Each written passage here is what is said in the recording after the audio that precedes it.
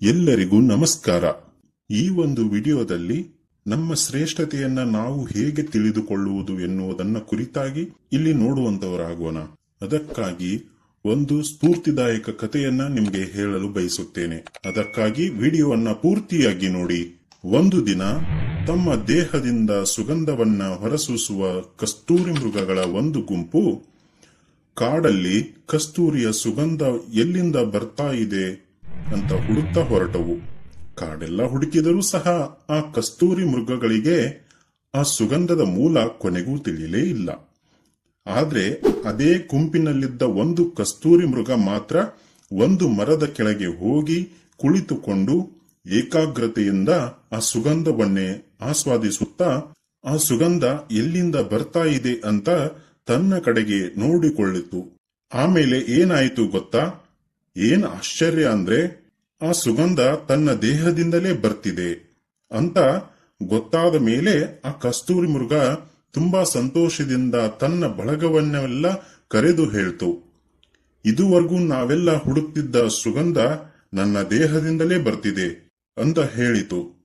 ಆಗ ಆ ಕಸ್ತೂರಿ ಮೃಗಗಳ ಗುಂಪು ಆ ಕಸ್ತೂರಿ ಮೃಗವನ್ನ ಮೂಸಿ ನೋಡಿ, ಅರೆ ಹೌದು, ನಿಜಕ್ಕೂ ಇದೊಂದು ಅದ್ಭುತ ಕಸ್ತೂರಿ ಮೃಗ ಅಂತ ಹೇಳಿ ಉಳಿದ ಎಲ್ಲಾ ಕಸ್ತೂರಿ ಮೃಗಗಳು ಸಹ ಅದರ ಕಾಲಿಗೆ ಬೀಳ್ತವೆ. ಆದ್ರೆ ಬೇರೆ ಯಾವ ಕಸ್ತೂರಿ ಮೃಗವೂ ಸಹ ತನ್ನಲ್ಲಿಯೂ ಸಹ ಅದೇ ಸುವಾಸನೆ ಬರುತ್ತೆ ಅಂತ ತಮ್ಮನ್ನ ತಾವು ಕೊನೆಗೂ ಪರೀಕ್ಷಿಸಿಕೊಳ್ಳಲೇ ಇಲ್ಲ. ಈ ಕಾಲ್ಪನಿಕ ಕಥೆಯ ಅರ್ಥ ಏನ್ ಗೊತ್ತಾ? ಇಂದಿನ ನಮ್ಮ ಯುವ ಜನತೆಯಾದ ನಿಮ್ಮ ಪರಿಸ್ಥಿತಿಯೂ ಸಹ ಈ ಕಥೆಯಂತೆಯೇ ಆಗಿದೆ. ನಿಮ್ಮ ಸುತ್ತಮುತ್ತ ಹಾಗೂ ನೀವು ಬದುಕಿರೋ ಸಮಾಜದಲ್ಲಿ ತುಂಬಾ ಸಾಧನೆ ಮಾಡಿದ ಕೆಲವು ಸಾಧಕರನ್ನ ನೋಡಿ ಕೊಂಡಾಡೋದು ಹಾಗೂ ಅಂತ ಸಾಧಕರ ಕಾಲಿಗೆ ಬೀಳೋದೇ ಸಾಧನೆ ಅಂತ ಭಾವಿಸ್ತಿರೋ ನೀವು ನಿಮ್ಮಲ್ಲಿ ಸಹ ಅದೇ ರೀತಿ ಸಾಧನೆ ಮಾಡೋ ಎಲ್ಲಾ ರೀತಿಯ ಶಕ್ತಿ ಹಾಗೂ ಸಾಮರ್ಥ್ಯಗಳು ಇವೆ ಅನ್ನೋದನ್ನ ಮರ್ತಿದ್ದೀರಿ. ಈ ಜಗತ್ತಿನಲ್ಲಿ ಹುಟ್ಟಿದ ಪ್ರತಿಯೊಬ್ಬರಲ್ಲೂ ಸಹ ಅಗಾಧವಾದ ಶಕ್ತಿ ಹಾಗೂ ಸಾಮರ್ಥ್ಯಗಳು ಗುಪ್ತವಾಗಿ ಅಡಗಿವೆ.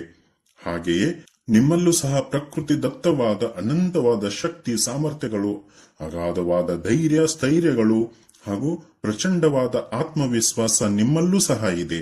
ಆದ್ರೆ ಆ ಶಕ್ತಿಯನ್ನೆಲ್ಲ ನೀವು ಉಪಯೋಗವಿಲ್ಲದೆ ಕೆಲಸಗಳಿಗೆ ವೇಸ್ಟ್ ಮಾಡ್ತಾ ಇದ್ದೀರಿ. ಸ್ನೇಹಿತರೆ, ನಿಮ್ಮ ಜೀವನದಲ್ಲಿ ಎಷ್ಟು ದಿನ ಅಂತ ಬೇರೆಯವರನ್ನೇ ಉದಾಹರಣೆ ಕೊಡ್ತಾ ಬದುಕ್ತೀರಿ ಹೇಳಿ? ನೀವು ಯಾವಾಗ ಬೇರೆಯವರಿಗೆ ಉದಾಹರಣೆ ಆಗೋದು?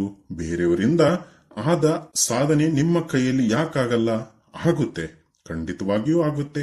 ನನ್ನ ಜೀವನದಲ್ಲಿ ನಾನು ಏನಾದ್ರೂ ಸಾಧಿಸ್ತೀನಿ ಅನ್ನೋ ಛಲದಿಂದ ಹಾಗೂ ಆತ್ಮವಿಶ್ವಾಸದಿಂದ ಮುನ್ನುಗ್ಗಿ ನಿಮ್ಮ ಸಾಧನೆಯ ಮೂಲಕ ಮುಂದಿನ ಪೀಳಿಗೆಗೆ ಮಾದರಿಯಾಗಿ ಸಹಸ್ರಾರು ಜನಕ್ಕೆ ಆದರ್ಶವಾಗಿ. ಧನ್ಯವಾದಗಳು.